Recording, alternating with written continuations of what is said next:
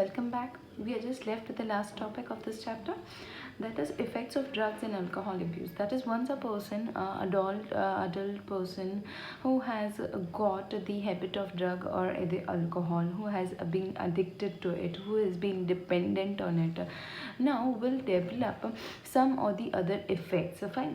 What are the effects that may happen to that particular person? Fine. The immediate adverse effect of drugs and alcohol abuse are manifested in the form of reckless behavior. Obviously उसको like उसका behavior ही पूरा change होता है. Reckless मतलब में without any kind of that person do not have any kind of tension related to any particular thing. He is not serious about any activities that he is doing. एकदम careless behavior, reckless behavior हो जाता है. Vandalism, that is destruction of the property वगैरह. वो जब drug alcohol लेता है तो उसे पता नहीं चलता कि I am destructing something और doing something that is property को डिस्ट्रॉय करना. फिर वायलेंस, झगड़ना सबसे. Excessive doses of drugs may lead to coma and death due to respiratory failure. Yes, it may lead to that is coma. It may lead to death due to the respiratory failures. Fine. So this is very serious, and you must have seen this very oftenly, that people have died because of alcohol or drugs. Fine. Then respiratory failure, heart failure, or cerebral hemorrhage. That is the hemorrhage that occurs in the brain. A combination of drugs or their intake with alcohol generally result in overdosing and even deaths. Yes, so when a combination is taken of drugs along with alcohol may also cause death.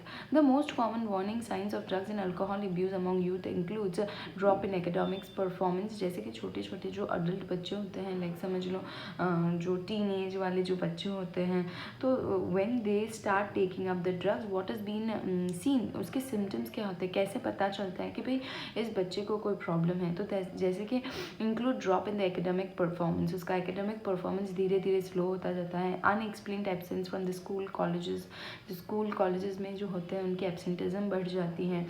Lack of interest in personal hygiene. उन्हें personally भी अच्छा रहना, clean रहना नहीं पसंद होता, because they feel out of this world. They feel reckless. Then unexplained absence, say lack of interest in personal hygiene, withdrawal from all the activities, from any of the activities that they perform. Fine, they do not like to participate in any of them. Then isolation, they try to be alone. They find themselves happy when they are alone. They want to be alone. That is isolation. Depression, fatigue, मतलब में उन्हें बहुत थकान लग जाती है. Depress रहते हैं, अग्रेसिव हो जाते हैं, छोटी छोटी बातों पे गुस्सा करने लगते हैं. रिबेलियस बिहेवियर, बहुत जैसे कि रिबेलियस मतलब में कुछ भी कहो तो सामने बहुत ज़्यादा बोलते हैं या फिर समझ लो बहुत लड़ते हैं, तो that is rebellious behaviour. Deteriorating relationship with the family and the friends के साथ भी उनके टर्म्स अच्छे नहीं रहते. फिर सिर्फ उनके साथ जो उनके साथ ये सारी चीज़ें करते हैं उनके साथ उनके टर्म्स अच्छे रहते हैं. फिर फैमिली के साथ उनके टर्म्स बिगड़ जाते हैं. Loss of interest in hobbies, change in sleeping and eating habits. खाने का टाइम नहीं, सोने का टाइम नहीं. फ्लक्चुएशंस इन द वेट, मतलब में उनका जो वेट होता है वो कभी बढ़ जाता है, कभी कम हो जाता है. एपेटाइट, मतलब में उन्हें भूख नहीं लगती. जैसे कि कभी कभार बहुत ज़्यादा भूख लगती है, कभी कभार नहीं लगती. तो fluctuation in appetite, fluctuation in weight. तो ये सारे सिम्टम्स ऐसे कहीं आप किसी बच्चे में देखें तो आप पता लगा सकते हैं कि ये बच्चा might be is been addicted to either some kind of drugs, that is either cigarettes or tobacco or even alcohol and something. So you should also be very careful in understanding some of the symptoms related like this, some of the common warning signs, and you must guide your friends if they are into such a problem. There may even be some far-reaching implication of drugs alcohol abuse. ये तो छोटे छोटे हैं, बहुत ज़्यादा भी होते हैं. जैसे कि if an abuser is unable to get money to buy drugs, alcohol, he or she may turn into stealing. ये हमने आगे बात की थी. The adverse effects are just not restricted to the person who is using drug or alcohol. At times, a drug or alcohol addict becomes the cause of mental and financial distress to his or her family and friends. Obviously, जैसे कि किसको drug and alcohol abuse है वो खुद तो problem में है ही है, बट साथ ही साथ फाइनेंशियल की वजह वजह से उसे पैसे चाहिए वगैरह वगैरह की वजह से वो क्या करता है, घर वालों पे लाइक गुस्सा करना, उनसे बात नहीं करना, उनसे पैसे लेना, तो फ्रेंड्स के साथ वही करना। तो उनकी वजह से कुछ एक बार ऐसा भी हो जाता है कि the drug and the alcohol addict becomes the cause of mental and financial distress for the family also, for the friends also. अगर दैट पर्सन इज अर्निंग तो इट्स ओके कि he will take it out, but if that person is not earning, he is obviously going to give that pass on that stress to the family and the friends, fine. And even the mental disturbance is caused because वो बच्चा जो होता है या फिर वो particular person जो है वो ये सारी चीज़ें करता है, जैसे कि डिप्रेशन में है, आइसोलेशन में है, विड्रॉवल है, अग्रेसिव नेचर हो गया है, रिबेलियस नेचर हो गया है, तो फैमिली वाले समझ नहीं पाएंगे इसके साथ हो क्या रहा है, fine. Now, those who take drugs intravenously जैसे कि इंजेक्शन से, डायरेक्टली इंजेक्शन से, सीरीन से लेना, are much more likely to acquire serious infections. जैसे कि जो इंट्रावेनसली ले रहे हैं उनको एड्स वगैरह है, हेपेटाइटिस बी है, जो सेक्सुअली ट्रांसमिटेड डिजीज़ की बात करें जैसे कि एड्स हैं वो फैल सकते हैं, फाइन। हेपेटाइटिस जैसे इन्फेक्शंस जो बहुत डेडली हैं ये सारे। The viruses which are responsible for this disease are transferred from one person to other by sharing the infected needles and syringes. ये सारे कैसे फैलते हैं, तो इन्फेक्टेड नीडल और सिरिंज से, तो इन पर्सन को पता नहीं होता और they may somehow get this disease, fine, which are very deadly. Both AIDS and hepatitis infection are chronic long term disorder, long term infection and ultimately fatal, that is deadly. दोनों ही deadly हैं, तो intravenously ले रहे हैं, उन्हें पता ही नहीं है कि हमें ये इन्फेक्शन भी हो चुका है साथ ही साथ। Both can be transmitted through sexual contact और infected blood. The use of alcohol during adolescence may have long term effects. जब adolescence में बच्चा अल्कोहल लेना शुरू कर देता है तो उसके तो बहुत ही ज़्यादा बैड इफेक्ट्स हैं, fine. It could lead to heavy drinking in adulthood. वो अडल्टहुड में जाके क्या करेगा, ऑब्वियसली बहुत ज़्यादा ड्रिंक करने लगेगा। The chronic use of drugs and alcohol damage nervous system and the liver. ये बहुत इंपॉर्टेंट वर्ड है, दैट इज़ किरोसिस। किरोसिस क्या होता है, दैट इज़ ड्रग्स और अल्कोहल ज़्यादा यूज़ करने पे अपनी नर्वस सिस्टम और लीवर बिगड़ जाता है। नर्वस सिस्टम बहुत इमीडिएट काम नहीं करती, फाइन, बहुत स्लो डाउन हो जाती है, बहुत एकदम धीरे धीरे काम करती है और लीवर को डैमेज होती है, उसको बोलेंगे किरोसिस। The use of drugs and alcohol during pregnancy is also known as also adversely affects the fetus. ये भी हमें पता है, जब प्रेगनेंसी में कोई लेडी कंज्यूम करती है सिगरेट वगैरह या फिर अल्कोहल वगैरह या ड्रग्स वगैरह, तो फीटस को बहुत गंदी तरह से डैमेज करती है। Another misuse of the drug is what certain sports person do to enhance their performance. They misuse the narcotic, analgesic, and what all they use. That is, they basically use it. Either not use it, but उसे बोलेंगे misuse ही बोलेंगे. They use narcotic analgesics, then anabolic steroids, then diuretics, certain hormones. तो ये सारे क्या हैं, drugs हैं जो क्या लेते हैं, स्पोर्ट्स पर्सन लेते हैं in sports to increase muscle strength and bulk and to produce promote aggressiveness and as a result increase athletic performance. वो क्यों लेते हैं, क्योंकि ये लेने से उनका जो परफॉर्मेंस है वो अच्छा हो जाएगा, but rather it is not use, it is a misuse. The side effect of the use of anabolic steroid in females include masculinization.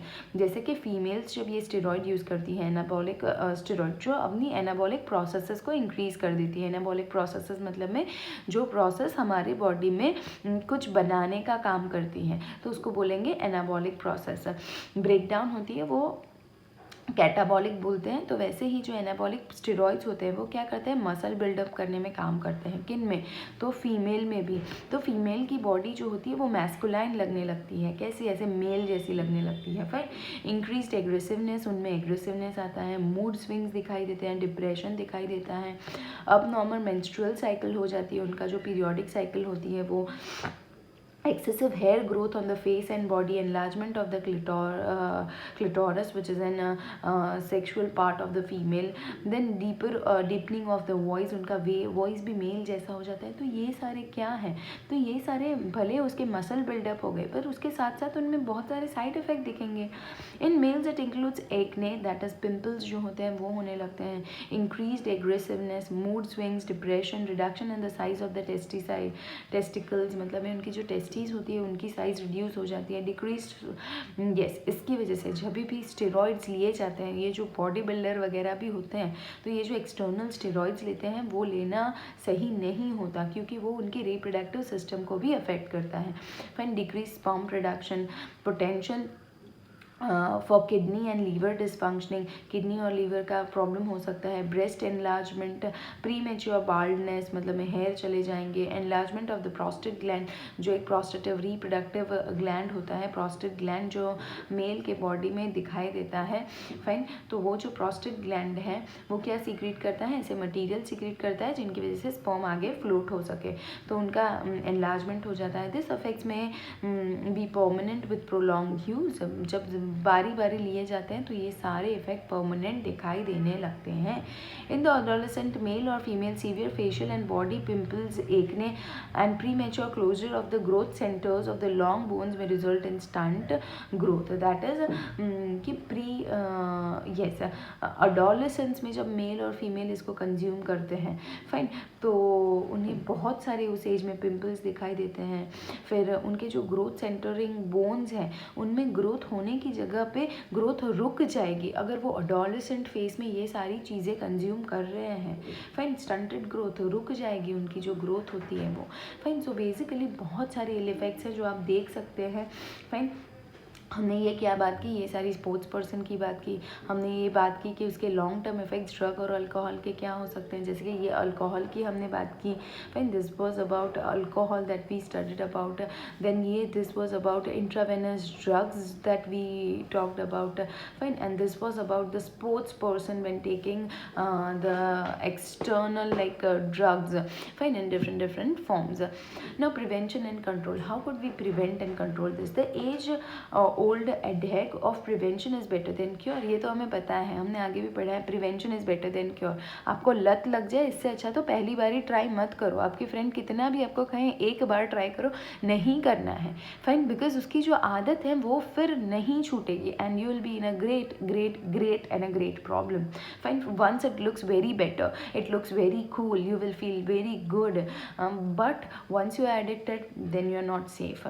Prevention is better than cure holds true here. It is also true that habits such as smoking, taking drugs, alcohol are more likely to be taken up at the young age, more during adolescence. ये young age में ज़्यादा होता है जब बच्चों को परख नहीं होती क्या करना है क्या नहीं करना है, तब उनके कॉन्टैक्ट में ये सारी चीज़ आ गई, फिर वो लाइफ लॉन्ग लेने वाला है।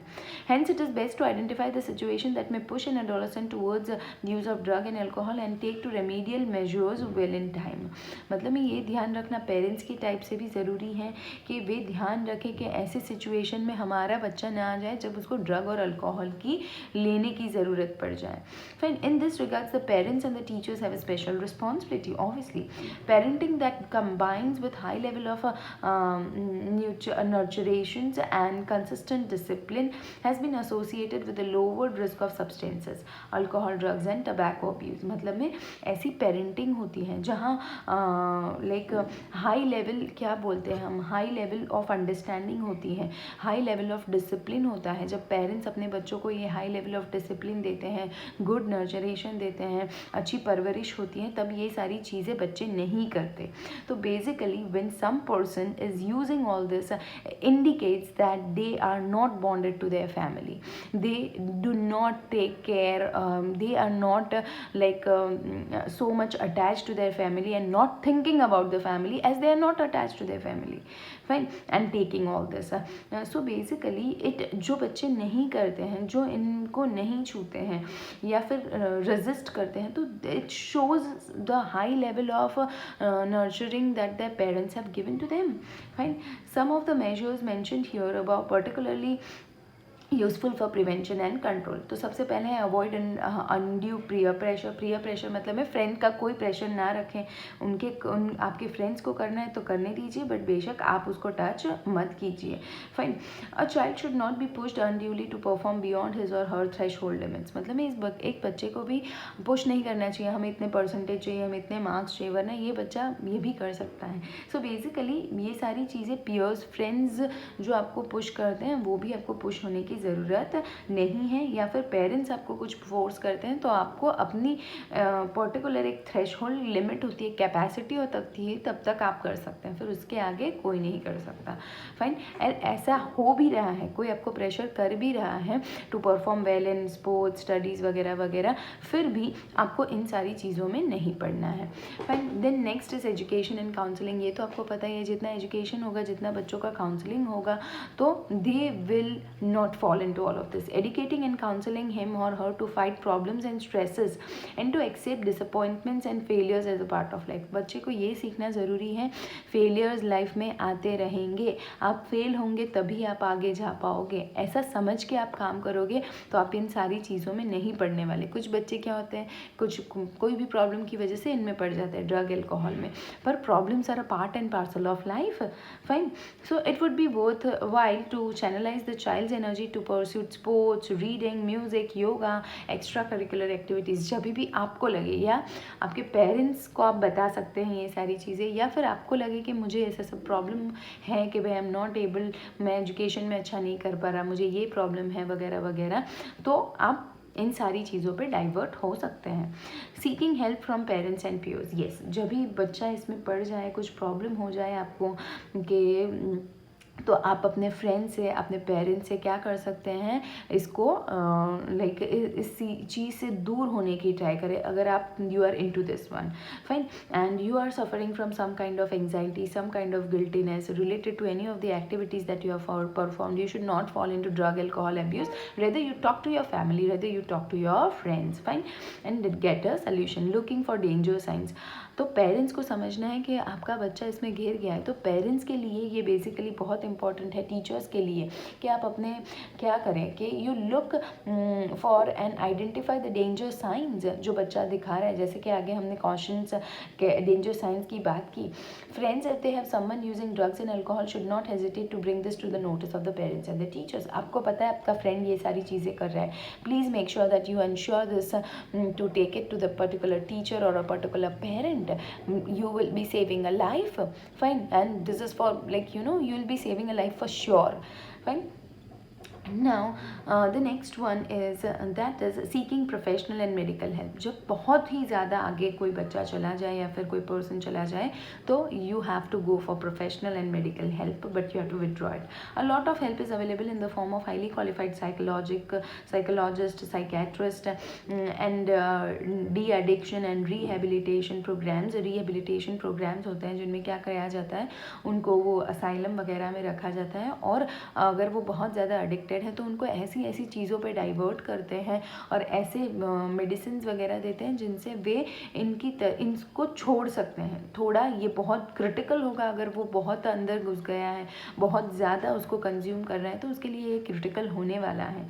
Fine, it's not easy to withdraw it, it's not easy to leave this, but we can help it by taking professional and medical help. Fine. With such help, the affected individual with sufficient effort and with sufficient efforts and willpower can get rid of the problem completely.